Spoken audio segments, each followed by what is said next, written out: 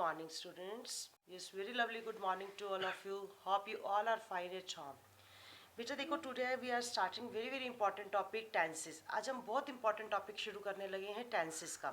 सबसे पहले बेटा हम ये देखेंगे टेंसेस का मीनिंग क्या होता है. देखो टेंस का मीन क्या होता है. टेंस का मीन्स होता है टाइम.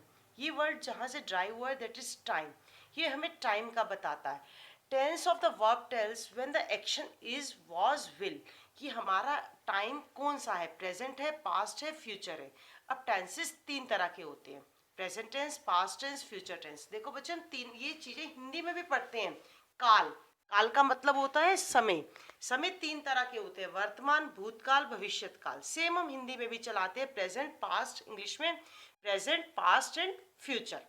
अब देखो क्या है, सबके चार चार पार्ट्स होते हैं. प्रेजेंट के चार पार्ट होते हैं, present indefinite, present continuous, present perfect, present perfect continuous. ऐसे ही पास्ट का, ऐसे ही फ्यूचर का. Then we have 16 tenses. Clear. अब now I comes present indefinite tense. First सबसे पहले बात आती है प्रेजेंट इंडेफिनिट टेंस होता कहाँ है, कहाँ यूज होता है. ये टेंस कहाँ यूज होता है, जहाँ हम हैबिचुअल फैक्ट की बात करते हैं, हम अपनी हैबिट को बताते हैं. जैसे मैं बताती हूँ, we play cricket in evening daily. मैं तो डेली ही क्रिकेट खेलती हूँ इवनिंग में. Then I am expressing my habit. We will use present tense. If I says to express the general और यूनिवर्सल ट्रूथ, अगर मुझे कुछ जर्नल और यूनिवर्सल ट्रूथ बताना है जो सदा सत्य है, जैसे 2 and 2 makes 4, then I will use present tense. Quotations, मुझे किसी की कोटेशंस बतानी है. Shakespeare says, Keats says, a thing of beauty is joy forever. किसी की कोई कोटेशन बतानी है, then we will use present tense. Exclamatory sentences के लिए हम लोग प्रेजेंट का यूज करते हैं. इसके कुछ कीवर्ड्स होते हैं जिनको देखते ही हम पहचान जाएंगे कि ये प्रेजेंट टेंस है. इसमें daily, usually, always, these types of words use होते हैं. अब क्वेश्चन अराइज होता है कि प्रेजेंट इंडेफिनिट टेंस को बनाते कैसे हैं, इसको करते कैसे हैं. लिसन वेरी वेरी केयरफुली बेटा. अगर आपको प्रेजेंट टेंस आ जाता है तो आगे के टेंसेस क्लियर होते हैं, और टेंसेस के बेस पर ही आप वॉइसेस करोगे एंड रिपोर्टेड स्पीच करोगे. So that sit straight and listen very carefully. हर टेंस के तीन पार्ट्स है, affirmative, negative, interrogative. First of all I am going to explain the affirmative. सबसे पहले सेंटेंस बनाते हुए सब्जेक्ट आता है. After that first form of the verb, s and object. देखो अब बात आती है सब्जेक्ट. सब्जेक्ट होता क्या है, सब्जेक्ट होता है कर्ता, जो काम को करने वाला है. I says Ram goes to school daily. कौन स्कूल जाता है daily, Ram. I school daily, कौन जा रहा है, I go to school daily, मैं स्कूल जाती हूँ डेली. देन काम करने वाला कौन है, मैं. First of all subject will कम.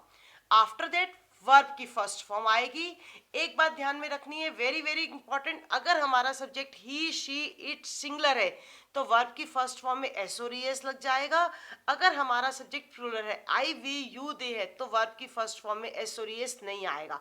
आई को हम प्लूरल की कैटेगरी में लेते हैं क्योंकि हम अपने आप को बहुत इंपॉर्टेंस देते हैं. क्लियर.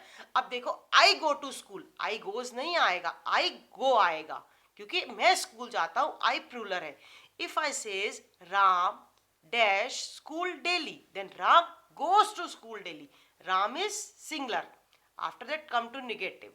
देखो negative we know very well, हम लोग पहले भी पढ़ चुके हैं कि नोट कभी भी अकेला नहीं आता बच्चे. नोट हमेशा अपने साथ कोई ना कोई हेल्पिंग वर्ब लेकर चलता है. देन यहाँ हम कौन सी हेल्पिंग वर्ब यूज करेंगे निगेटिव सेंटेंसेस बनाने के लिए. सबसे पहले सेम सब्जेक्ट आएगा, आफ्टर दैट डू नॉट और डज नॉट. अब क्वेश्चन अराइज होता है डू नॉट और डज नॉट कहाँ आएगा, सिंगुलर के साथ डज नॉट, प्लूरल के साथ do not. After that same verb की फर्स्ट फॉर्म एंड ऑब्जेक्ट. अब क्या होता है, do not and does not आते ही एस और एस वर्ब की फॉर्म से रिमूव हो जाता है. After that interrogative. इंटरोगेटिव क्या वाले सेंटेंसेस जिनमें हम क्वेश्चन आस्क करते हैं. Does Ram go to school daily, क्या राम स्कूल डेली जाता है. These types of sentences will come. अब example, we play. We singular नहीं है, वी प्लूरल है, so that we are using play. We are not using s और s here. Look here very carefully. We do not play, हम क्यों नहीं s और s use कर रहे, because we is plural. Do we play. Clear.